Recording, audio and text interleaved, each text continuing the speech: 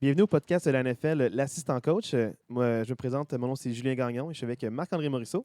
Bonjour Julien, Ça va bien? ça va bien toi? Ben oui. Là, dans le fond, c'est un projet pilote en ce moment, là, l'épisode d'aujourd'hui. C'est pas un épisode standard pour l'assistant coach. Qu'est-ce qu'un auditeur normal pourrait entendre normalement? Ben tu sais, aujourd'hui, le but, ça va être de se présenter un peu l'épisode, mais dans un épisode normal, nous, notre but avec ce podcast-là, ça va être un petit peu de faire des espèces de résumés des matchs de la semaine dernière. Y a-t-il eu des choses particulières, des transactions, des blessures importantes? Puis un petit peu de voir les matchs qui s'en viennent pour la semaine prochaine. Qu'est-ce qu'on peut s'attendre, les matchs plus importants, des choses comme ça. Mettons, s'il y a des transactions importantes, des blessures, est-ce qu'on va en parler? Absolument, c'est sûr qu'on en parle.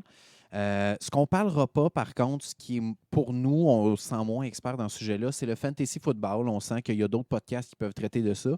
Puis tout ce qui est rumeurs, que ce soit rumeurs de transactions, rumeurs X, Y, Z, de qui va commencer, ça, on ne rentrera pas là-dedans. Nous, on va vraiment parler. Tant que la transaction ne sera pas faite, on n'en parlera pas. Mais une fois que la transaction va être faite, c'est sûr qu'on va parler de ce qui va s'en venir par rapport à cette transaction-là. Oui, tout à fait. Donc, c'est sûr que nous, si je parle un peu là, pour nous deux à ce moment-là, mais c'est vraiment de parler dans le respect du football. Mhm. On a nos préférences, on va en parler bientôt. J'ai mon équipe préférée, tu as la tienne aussi. Absolument. Mais l'objectif, c'est vraiment de parler là, des matchs, de ce qui nous passionne, de ce qu'on aime, sans dénigrer aucun joueur. Il n'y a pas d'équipes qui sont vraiment, là, on ne pourrait pas dire, dans le fond, là, terribles ou nulles, si on pourrait dire. Absolument. C'est des Ouais. professionnels, c'est des adultes. Ils se battent pour leur contrat, ils se battent pour leur situation de partant. Donc, c'est sûr que même si la fiche est perdante, c'est peut-être d'autres problèmes, des blessures, peut-être un entraîneur-chef qui doit se réinventer, qui n'est pas capable, ou il y a du management qui pose problème. Donc, le but, c'est de parler avec respect des équipes, puis de parler de toutes les équipes. Exact. Puis même s'il y a des équipes qui ont de moins bonnes fiches, il y a quand même des enjeux, que ce soit des enjeux personnels pour des joueurs qui veulent avoir un contrat, des joueurs qui veulent partir du practice squad puis arriver pour un poste de régulier. Fait qu'il y a des enjeux même dans les équipes qui ont de moins bonnes fiches. Tout à fait. Là, avant là, d'aller plus loin puis de parler un peu des équipes, pour que les gens qui nous écouteraient puissent comprendre un peu l'on est qui comme personne, faut le dire qu'à Turtam, c'est un podcast de la NFL, mais tu as quand même une équipe préférée. C'est laquelle? Ben moi, je me mouille comme ça. Moi, mon équipe préférée, c'est les Packers de Green Bay. Cet amour-là pour cette équipe-là revient du plus loin que je me souvienne. En fait, je ne sais même pas pourquoi. C'était même pas l'équipe préférée de mon père. L'équipe préférée de mon père, c'est les Dolphins qui a viré aux Patriots quand les Patriots étaient bons. Puis ça a tout le temps les Packers. Je regardais Brett Favre jouer, puis Brett Favre m'impressionnait. Puis quand Brett Favre est parti, ben, j'ai continué avec Aaron Rodgers. J'ai dit, too bad, Brett Favre, tu veux continuer ta carrière, moi je continue avec Aaron Rodgers. Fait que, ça date de là, mon amour. La transition s'est faite sec. Là. Le moment qui a été changé, tu prends plus pour lui. Non, c'était fini. Moi, c'était Ok. les Packers. De toute façon, je me suis dit que j'allais prendre le meilleur QB de l'histoire, fait que je suis correct. OK. C'est quand même une grande affirmation. Là. On commence comme ça. On va y revenir. C'est bon. Parfait. On va commence en comme parler. ça. On comparera Oui, des joueurs c'est là, ça. juste pour Voilà. voir si ça tient la route ou pas. Là, moi, les Packers, je ne suis pas trop au courant. Là, qu'est-ce qui s'est passé un peu dans la dernière saison? C'est quoi les attentes pour ce qui s'en vient pour cette saison-ci? Ben, je pense que les attentes, tant et aussi longtemps que Aaron Rodgers est là, je pense que c'est une présence au Super Bowl, sinon c'est une déception, comme dans les 3-4 dernières années, tu me diras. Oui. Mais je pense que la barre reste là. Ça fait 3 ans que Matt Lafleur est là comme coach. Ça fait 3 ans qu'ils ont une fiche de 13-3. Ben, la saison passée, 13-4, là, mais ça fait avec le match de plus. Mais ça fait 3 ans de suite qu'ils ont 13 victoires. Ça fait 3 ans de suite que dans les séries, ça ne marche pas pantoute. Mais donc, si ce n'est pas une présence au Super Bowl, ça va être une déception. Mais je suis quand même satisfait parce que je pense que tranquillement, ils sont en train de se réinventer et de construire plus par la défensive. Fait que j'ai très, très hâte à cette saison-ci. Puis ça te plaît, dans le fond? Ça me plaît parce que depuis que je suis tanné un peu de voir des matchs à 45-38, là, j'ai hâte un peu de voir des matchs un peu plus serrés, que la défensive va se tenir un peu plus. Fait que Un je peu pense moins que ça va être- stressant, Ouais, j'imagine, exact, que de voir oui, c'est tout ça. le temps là, la personne qui mène toujours changer Oui, à chaque exactement. possession. Là. Puis tu as l'impression de jouer à Madden 2002 que c'est juste des longues passes puis toucher tout le temps. Fait que ça va être un peu plus intéressant, j'ai l'impression. Oui, je comprends. Tu sais, de 3 jeux puis un touché. Oui, là, c'est fini, ça. Exact. Ouais. Ouais. OK, parfait. Moi, c'est sûr que là, dans le fond, là, tu sais, tu parles des Packers. Là, Oui. moi aussi, il faut que je me lance Que là-dedans. tu te mouilles un peu. Moi, en fait, c'est drôle parce que j'ai comme une espèce d'amour sandwich. Là. Tu sais, au début, quand j'ai commencé à écouter les matchs, c'était qu'en secondaire 1, j'ai fait une saison là, de football, mais j'avais pas écouté les matchs avant. Donc, je comprenais pas les règlements, je comprenais rien. Puis les coachs, dès le début de la saison, ils ont dit si vous voulez vous améliorer, il faut en voir, il faut en écouter. Donc, j'ai écouté les matchs. T'écoutes tes coachs, c'est bon. J'écoute mes coachs. Là, dans le fond, là, on m'avait dit, écoute des matchs pour en voir. Il faut en faire, il faut en voir, il faut en parler pour s'améliorer. J'ai écouté les matchs. Puis là, dans le fond, j'ai écouté les matchs. J'ai eu des matchs qui passaient à RDS à l'époque. Mais souvent, je me suis rendu compte qu'il y a une équipe qui sortait du lot. C'est sûr que c'est les Steelers de Pittsburgh, là, je vais le dire tout de suite. Et Voilà, souvent, j'ai vu des matchs. Et ces matchs-là, l'affaire qui était le fun, qui était captivant pour moi à l'époque, c'est que c'est tout le temps des matchs serrés. Souvent, ça jouait au 4e quart. Puis c'était là, un botté à la fin. un botté ou un touché dans les dernières secondes. C'est tout le temps la dernière équipe qui avait le ballon pouvait toujours gagner. Ouais. Il y avait toujours un changement de possession. Puis c'est des matchs excitants. Puis plus souvent qu'autrement, à l'époque, c'est les Steelers qui gagnaient. Enfin, dans le fond, j'ai vu beaucoup de leurs matchs quand j'étais plus jeune. Puis c'est là que la transition s'est faite aussi. Là. J'ai vu quand ils ont drafté Big Ben Roethlisberger. Fait, dans le fond, j'ai vu un peu le début de sa carrière. Puis rapidement, il a gagné un Super Bowl. Là, ça a comme consolidé. Là. On dirait que quand tu écoutes beaucoup une équipe, tu commences à connaître les noms des joueurs, associer le numéro au nom. Oui, puis là, c'est dans le fond, ça, ils gagnent un Super Bowl. Ça vient Ouais. un peu comme consolidé. Peu de temps après, ils en ont gagné un deuxième. J'étais comme, oh, wow, je prends pour une équipe qui domine. Puis là, c'était Puis le là, fun. ils ont perdu au Super Bowl contre les Packers. Exact. Puis là, ton rêve est Mais, brisé. non, regarde, il faut en laisser aux autres, des fois, là, les Packers. Sinon, il y aurait eu quoi dans les 20 dernières Non, années? il y aurait eu rien rien. eu. Moi, ça me fait plaisir pour eux. Mais l'affaire que je veux dire, c'est qu'à travers tout ça, ce que je trouve intéressant, c'est Jerome Bettis, qui était un running back qu'on appelait The Boss. J'ai vu, avant le Super Bowl qu'ils ont gagné, il a pris sa retraite justement là, en gagnant ce Super Bowl-là à Détroit, sa ville natale.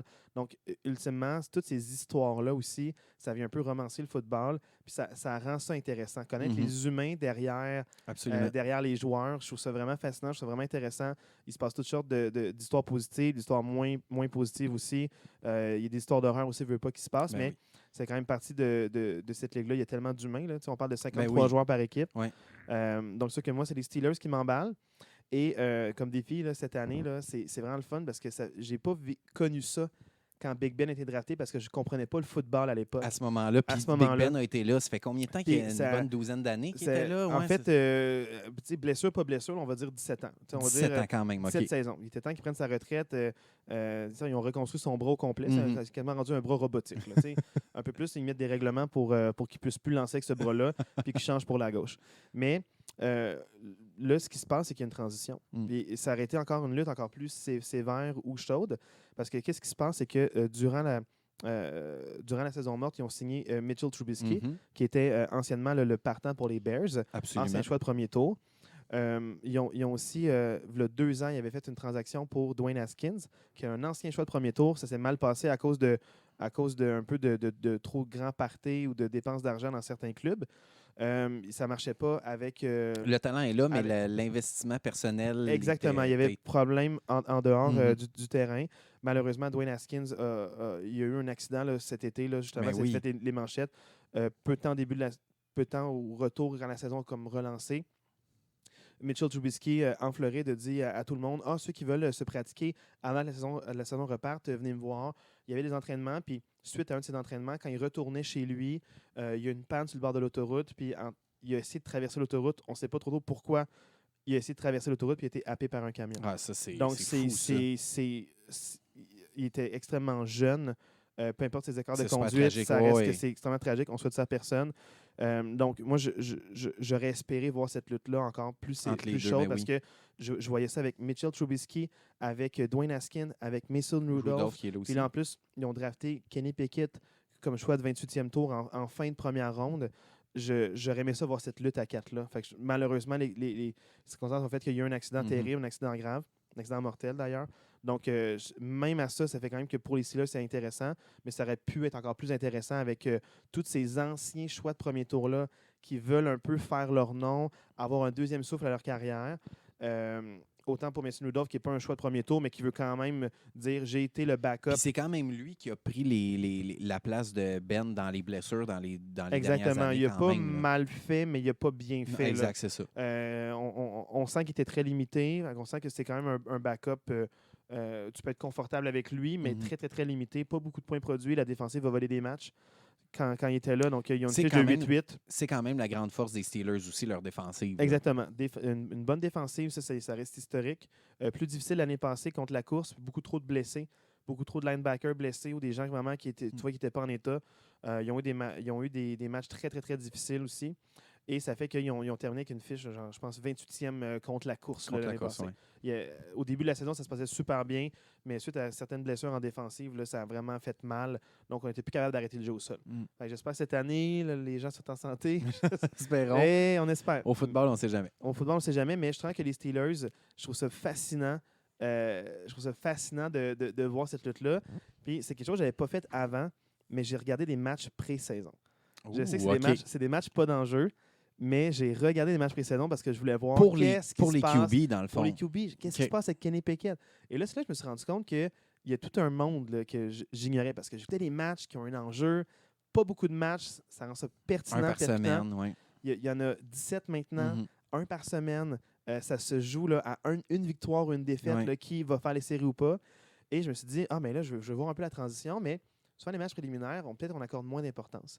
Mais j'ai regardé ça puis j'ai été fasciné par voir un peu la lutte des QB, comment ils font. Là. Les 3 QB qui se battent en ce moment pour la place de partant, semaine 1, je trouve ça fascinant. Puis, je m'en ai un peu, là, toi, est-ce que tu as déjà regardé des matchs pré-saison ou pas? On dirait que c'est comme un peu le tabou. On n'en parle pas beaucoup. Ben, moi, je vais être super honnête. Moi, je me considère un peu comme un amateur de football moyen, dans le sens que je ne suis pas un nerd du football. Je ne regarde pas tous les matchs. Mais les matchs pré-saison, je t'avoue que pour moi, en tant qu'amateur, c'est pas quelque chose qui m'intéresse.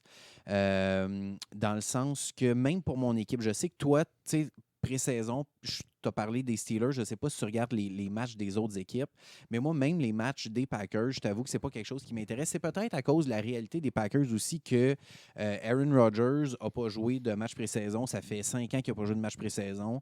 Il dit sur toutes les tribunes qu'il s'en fout, qu'il n'en a rien à faire. Fait que c'est sûr que moi, mon intérêt de voir Jordan Love ou le deuxième QB des Packers, que je sais qu'il ne jouera pas de l'année, c'est peut-être à cause de ça aussi. Puis peut-être que s'il y avait une lutte de corps arrière ou une lutte justement à certaines positions clés, peut-être que ça m'intéresserait un peu plus. Mais le fait que, je t'arrête un peu là maintenant, mais le fait que les Packers ont échangé Davante Adams aux Raiders contre, dans le fond, une miche de pain. Là. Oui. Dans le fond, est-ce que tu n'as pas voulu un peu savoir avec les matchs pré-saison qui allait prendre cette place de numéro 1 ou peut-être les nouvelles acquisitions, comment ça allait se passer? Ils ont signé une couple de joueurs là, agents autonomes comme Sammy Watkins qui est plus un vétéran. Tu as peut-être des nouveaux aussi, de nouvelles recrues qui ont été draftées. En fait, tu n'avais pas d'intérêt à voir... J'avais pas d'intérêt parce que je sais que Aaron Rodgers est très, très picky avec ses receveurs. Fait que je me dis, de voir Jordan Love... même si Sammy Watkins est très, très bon avec Jordan Love, ça ne veut pas dire qu'Aaron Rodgers va l'aimer. Puis je sais qu'Aaron Rodgers est très tunnel vision avec ses receveurs, que quand il en aime un, il va lui donner le ballon 350 fois par game. Puis s'il ne t'aime pas, il ne donnera pas le ballon. Fait que dans le sens que moi, si Rodgers jouait, probablement j'aurais embarqué un peu plus puis j'aurais essayé de regarder des matchs pour les receveurs. Mais avec Rodgers qui ne joue pas, je t'avoue que j'ai moyennement d'intérêt pour ça. Pour être franc avec toi, j'ai essayé cette année pour la première fois. C'est quand même quelques saisons que j'écoute des matchs pré-saison des Steelers seulement. J'aime ça un peu. Ça me met dans le bain un peu de réécouter ces matchs-là, de voir un peu les arbitres vont mettre de l'emphase sur quelle pénalité. Parce que souvent, des pénalités vraiment très, très, très sévèrement appelées qu'on ne verra jamais à la moitié de la saison. Mais on voit un peu, c'est quoi sur quoi est-ce qu'ils vont mettre l'accent. L'année passée, c'était plus, ils ont mis l'accent sur de ne pas trop célébrer après un plaqué, de ne pas trop célébrer après, dans le fond, un jeu, un touché ou quoi que ce soit, parce qu'il peut y avoir conduite antisportive. Il y a vraiment eu des abus l'année passée par rapport à ça, mais au moins, ça calme un peu le jeu des joueurs. Mais par contre, les matchs pré-saison que j'ai écoutés qui n'étaient pas des Steelers, je n'étais pas capable d'écouter plus que 5 ou 6 minutes. On dirait que c'était par segment. C'était quand je faisais la vaisselle ou quand je me brossais les dents ou quand avant de me coucher. Il fallait que je fasse quelque chose d'autre. Je n'étais pas investi. Je n'étais pas investi autant. C'est-tu parce que tu ne connaissais pas les joueurs, parce qu'il n'y avait pas d'enjeu? Je les connais, mais je sens que il y a une affaire que j'aime pas des fois, puis j'ai remarqué, on dirait qu'il y a des joueurs qui poussent trop la note, qui poussent trop la donne. Ils savent tellement qu'ils n'ont pas beaucoup de chance pour faire l'alignement partant, qu'ils vont en mettre trop, puis c'est là que les blessures arrivent. Ils vont faire des plaqués un peu trop vicieux, ils vont plaquer une fois que le joueur est sorti ses lignes de côté. Il y a eu plusieurs cas, là, dans le fond, là, si on suit un peu là, les pages de nouvelles par rapport à la NFL, on voit même que Jalen Hurts a été frappé solidement par un joueur des Jets en défensive alors qu'il était 3 pieds sur les lignes de côté. Un plaqué casque à casque qui aurait pu être vraiment dangereux, qui aurait pu me donner une commotion cérébrale, qui aurait pu être vraiment très, très, très sévère. Il n'y a rien eu, heureusement. Ou s'il y a eu quelque chose, il le cache. Ouais, c'est ça. Mais au moins, ils semblent en santé, mais ça peut brimer une saison. Surtout les Eagles de Philadelphie qui ont mis beaucoup d'énergie sur la sélection, sur A.J. Brown qui s'en vient, là, qui a été échangé de la part des Titans envers eux. Je sens que les Eagles peuvent faire du dommage. Ils ont fait les séries comme 7e place dans la NFC, mais je sens qu'ils ont mis des acquisitions pour vraiment bien encadrer leur corps recru. Mais si leur corps recru se blesse, la saison est un peu vouée à l'échec. Puis une saison, ça peut être long là, si tu n'as pas ton corps recru qui est un peu comme ton joueur étoile. Ben oui. Donc, c'est à cause de ces joueurs qui en mettent trop. On dirait que j'aime pas ça. Il y a trop de blessures ou trop de jeux risqués ou des joueurs qui ne devraient pas être sur le terrain, qui sont dangereux pour eux, qu'on ne verra pas dans 2 semaines. Puis ça brime un peu l'intégrité du sport. Absolument. Tu sais, puis ça va un peu dans les deux sens, dans le sens que je comprends, mais c'est aussi les matchs pré-saison la seule chance ou la seule opportunité que ces joueurs-là ont de se faire valoir. Fait que c'est sûr que eux, en tête practice squad, puis avoir un salaire ordinaire ou être un joueur qui va être dans les 53 joueurs, qui va être sur le jeu, puis avoir un salaire quand même assez important. C'est sûr que pour eux, c'est comme la chance d'une vie de se montrer puis que leur nom soit appelé. Fait que c'est sûr que je comprends les deux bords. Je comprends Jalen Hurts de dire « Hey, ça serait mauditement plate pour les Eagles », mais je peux aussi comprendre les gars qui sont sur le practice squad qui disent hey, peut-être pas avec cette équipe-là, mais il y a peut-être une autre équipe qui vont voir qui aurait besoin de moi aussi. T'sais. Ben oui, parce que la vérité, c'est qu'il y a des joueurs sur la practice squad qui vont gagner. Là, le salaire était un peu comme officialisé, mais c'est environ là, 60 000 par année. 60 à 80 000 par année. C'est vraiment un salaire de base. C'est pas grand-chose. C'est sûr que quand tu dis le salaire minimum d'un joueur qui joue dans la NFL, c'est plus $1 million. C'est vraiment, tu es payé au match. Puis tes contrats ne sont pas garantis. À part si tu es un joueur étoile qui a fait ses preuves, ton contrat n'est pas garanti. Exact. Donc, dès que tu te blesses ou dès que tu ne fais plus l'affaire, ben, on ne te paye plus ton million. Mais non, on cancelle ton contrat. Puis c'est ça le problème avec la NFL, c'est que dès qu'un joueur se blesse, il ne peut plus jouer, donc il ne touche pas son salaire. Exact. Tu es payé au match joué. C'est ça qui est vraiment décevant, c'est que si tu n'es pas habillé pour jouer le match, tu n'es pas présent, si tu ne fais pas partie de ce 53 joueurs-là, de ce roster-là, ben, tu n'es pas payé pour le match. Puis c'est vraiment décevant. C'est sûr que c'est un risque. Mais en même temps, les matchs pré-saison, c'est aussi le problème, c'est qu'il y a beaucoup de joueurs qui, en pratique, c'est peut-être pas les plus athlétiques. Peut-être pas ceux qui courent le plus vite, peut-être pas ceux qui sont le plus impressionnants dans les drills, mais quand ils arrivent en match, ils savent jouer, ils sont intelligents, ils jouent leur position, ils ont du chien, ils ont du mordant. On pense à Julian Edelman aussi, là, que c'était un peu comme ça. C'était pas le plus grand receveur de passe, il n'était pas le plus athlétique, mais quand il était en match, tu pouvais compter sur lui, il finissait sur 110%. Puis la vraie valeur d'un joueur comme lui ressort en match pré-saison ou même en match point. Mais dans le fond, c'est ça, c'est que tu as vraiment une vraie situation de match. Tu vois qu'il prend les bonnes décisions, qu'il sait lire les bonnes défensives. Puis, tu peux voir le un football peu IQ, là, exact, le IQ. Qui est un gamer, le football IQ. Est-ce que tu es vraiment là, est-ce que tu sais ce que tu fais ou tu comptes sur ta qualité athlétique? Parce que ceux qui comptent sur la qualité athlétique, ils ne feront pas beaucoup d'années. Puis ils vont être vite remplacés, puis ils n'auront peut-être pas accès au 2e contrat ou 3e contrat. C'est ça qui est le plus payant, c'est pas ton contrat recru. Absolument. Sauf si c'est un choix de premier tour. Donc, il y a tout l'aspect business qui rentre en ligne de compte. Les gens, ultimement, ils veulent gagner leur vie, ils mettent leur corps à risque. C'est extrêmement taxant sur un match régulier. Avec une saison encore plus, c'est sûr que ça devient important par rapport à ça. Absolument. Dans le fond, moi, je continuerai peut-être la discussion parce que, bon, là, on a parlé un peu de nos équipes, des matchs pré-saison. Oui. Mais je continuerai peut-être un peu sur le fait de qu'est-ce qui nous amène à faire une espèce de podcast NFL, peut-être de voir un peu dans notre vie personnelle, sans rentrer dans les détails, mais qu'est-ce qui nous amène un peu à jaser de ça, puis notre passion de la NFL vient d'où? Fait que... La première chose là, que j'aimerais dire par rapport à cette question-là, c'est j'aime ça parler football. Mais il n'y a pas beaucoup de personnes dans mon entourage à qui je peux parler football. Donc, dans le fond, partir de ce podcast-là, c'est une manière de juste discuter avec un bon ami par rapport au match. Et aussi, dans le fond, peut-être juste pouvoir avoir une interaction avec peut-être d'autres personnes. Fait que si des gens veulent nous écrire quoi que ce soit sur notre page Facebook, quoi que ce soit, il y a quelque chose que vous voulez avoir plus de nuances ou qu'on revienne sur un sujet, qu'on parle de quelque chose, ou même des amis qui nous écouteraient, qui voudraient venir faire une apparition. Absolument. Un collaborateur qui vient, on est ouvert à ça. Donc, le but, c'est vraiment de parler de ce qu'on aime. Moi, je suis un prof de maths dans la vie, fait que l'aspect statistique, les chiffres, ça m'allume un peu moi, l'aspect un peu jeu d'échecs, où est-ce que tu as ta stratégie en attaque, tu as ta stratégie en défense, et là, dans le fond, tu dois exécuter. Et c'est ça que je trouve vraiment impressionnant, c'est autant l'aspect mental que l'aspect physique. Je trouve que c'est un jeu d'échecs. Les entraîneurs peuvent avoir un rôle immédiat sur les stratégies et sur les jeux. Contrairement à plein d'autres sports que pendant le match, les entraîneurs ont peut-être pas nécessairement... L'entraîneur, c'est avant le match. Exactement, c'est ça. Mais vraiment, au football, pendant le match, ils peuvent avoir une grosse importance. Exact. Dans le fond, c'est sûr que chaque coach est important pendant le match dans les autres sports. Je ne veux pas dénigrer l'impact, mais tu vois les ajustements à la mi-temps qui sont chaque faits. possession. Exactement. Donc, l'aspect statistique, l'aspect chiffre, l'aspect probabilité qu'un jeu réussisse ou pas, établir un peu les match-ups. OK, lui est couvert par lui, je peux l'exploiter, les types de défensifs. Donc, ça prend vraiment un espèce de savoir, puis c'est ça que je trouve stimulant. Ouais. L'aspect autant intellectuel que physique, ça prend des deux. Puis souvent, les meilleurs joueurs, c'est pas juste les qualités athlétiques, c'est des joueurs qui étudient, apprennent de leurs erreurs, regardent qu'est-ce qu'ils se font, pratiquent leur technique, puis ensuite, le jour du match, ils livrent la marchandise. Exact. Puis tu sais, moi, je pense que là où je veux insister, c'est que tu parlais tantôt de c'est une opportunité de jaser football. Moi, je pense que ce podcast-là, on va le faire sans prétention. Puis je pense que ce qui va être le fun, c'est que ce podcast-là, ça va être, au lieu de se parler, toi puis moi, au téléphone, puis de se jaser des matchs, ben on va le faire en podcast avec vous autres, puis on va le faire ensemble. Mais dans le fond, c'est qu'au moins, ça va être notre discussion de la semaine qu'on fait depuis plusieurs saisons, de toute façon, qu'on le fait régulièrement pendant la saison de football, qu'on se parle ensemble au téléphone à chaque semaine pour se parler des matchs. Ben là, ça va nous donner une occasion où à chaque semaine, on s'assoit ensemble, puis on va jaser. Puis juste pour clarifier, peut-être, je ne sais pas à quel point c'était clair, mais que oui, souvent, ou en tout cas à quelques reprises dans la saison, on va avoir d'autres gens avec nous.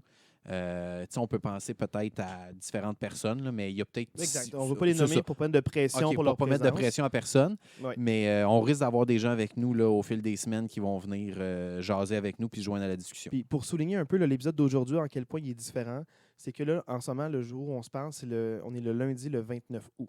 Les matchs pré-saison sont terminés. La saison commence... dans 2 semaines, 2 fins de semaine. Dans 2 fins de semaine, mais il y a le match jeudi soir. Là. Mais c'est sûr que...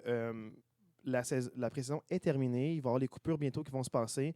Nous, ce qu'on risque de faire, c'est la semaine prochaine, parler plus des transactions majeures, peut-être des signatures importantes, puis parler plus de nouvelles de la NFL. Ouais. Donc là, on a parlé un peu de nous, de ce qu'on aime du football, de nos équipes préférées, pour que vous voyez un peu si jamais on a un parti pris là, dans une de nos analyses plus tard, quand on fait un retour sur un match, ou qu'on a l'air vraiment très déçu d'un résultat qu'on commente. Oui, c'est ça. Donc, sachez-le, là, vraiment, Marc-André, fan des Packers, et moi, Julien, le fan des Steelers.